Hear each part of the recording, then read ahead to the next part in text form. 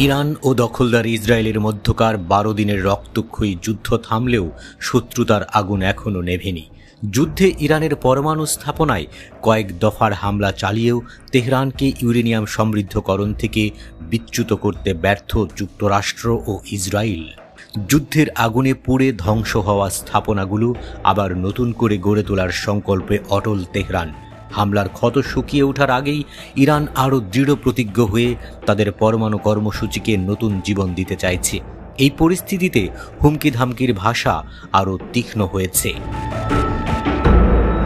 যুক্তরাষ্ট্র ও ইসরায়েল একের পর এক নিষেধাজ্ঞা আর যুদ্ধের বার্তা পাঠাচ্ছে, কিন্তু এসবের তোয়াক্কা করছে না ইরান, বরং একেই আত্মরক্ষার আরেকটি সুযোগ হিসেবে দেখছে দেশটি। এর মধ্যেই যুক্তরাষ্ট্র ও ইসরায়েলকে কড়া হুঁশিয়ারি দিয়েছে ইরানের ইসলামী বিপ্লবী গার্ড কোর IRGC। ইরানের সার্বভৌমত্বে আবারও আঘাত এলে এর জবাব হবে এমন যা শত্রুর কল্পনাকেও ছাড়িয়ে যাবে বলে হুঙ্কার দিয়েছে তারা। যুক্তরাষ্ট্র ও ইসরায়েলে হামলায় নিহত কয়েকজন IRGC কমান্ডারের শাহাদতের 40 দিন পূর্তিতে ইরানের শত্রুদের উদ্দেশ্যে এই বিবৃতি দিয়েছে IRGC।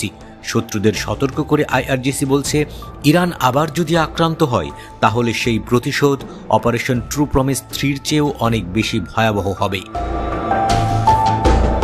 ইরানের ফোর্দু সহ অন্যান্য পরমাণু স্থাপনায় হামলা চালিয়েও নিজেদের লক্ষ্য অর্জনে ব্যর্থ হয়েছে যুক্তরাষ্ট্র ও ইসরায়েল। ইতোমধ্যে ক্ষতিগ্রস্ত পরমাণু স্থাপনাগুলোর সংস্কার কাজ শুরু করেছে ইরান। এভাবে হামলা চালিয়ে ইরানকে কখনো পরমাণু কর্মসূচি থেকে সরানো যাবে না বলেও সাফ জানিয়ে দিয়েছে তেহরান।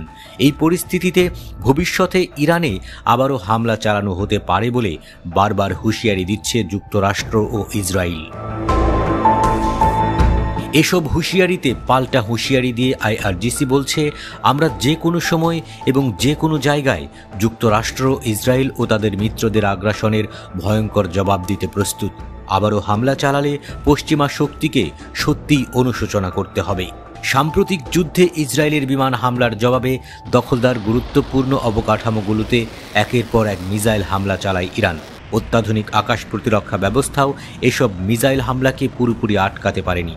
যুদ্ধে ইরানের মিসাইলের তাণ্ডবে ধুলোয় মিশে গেছে ইসরায়েলিদের অহংকার। ইরানের মিসাইল হামলার তীব্রতা এতই বেশি ছিল যে ঘরবাড়ি ছেড়ে মাটির নিচে বাংকারে লুকাতে বাধ্য হয় লাখ লাখ ইসরায়েলি নাগরিক। এছাড়া যুক্তরাষ্ট্রের হামলার জবাবে কাতারে থাকা তাদের অন্যতম সামরিক ঘাঁটিতে হামলা চালায় ইরান। তেহরানের প্রতিরোধের তীব্রতা ক্রমেই বাড়তে থাকায় শেষ পর্যন্ত যুদ্ধবিরতি ঘোষণা করতে বাধ্য হয় যুক্তরাষ্ট্র ও ইসরায়েল। সেই কথা মনে করিয়ে দিয়ে IRGC আরও উল্লেখ করেছে, ইরান এখন অপরাধী ইসরায়েল ও মার্কিন গ্যাংয়ের বিরুদ্ধে নিজেদের স্বাধীনতা অর্জনের লক্ষ্যে অটল রয়েছে। এছাড়া শহীদদের রক্তে রঞ্জিত ইরান একটি অপ্রতিরোধ্য বৈশ্বিক শক্তি হিসেবে মাথা উঁচু করে দাঁড়িয়ে আছে।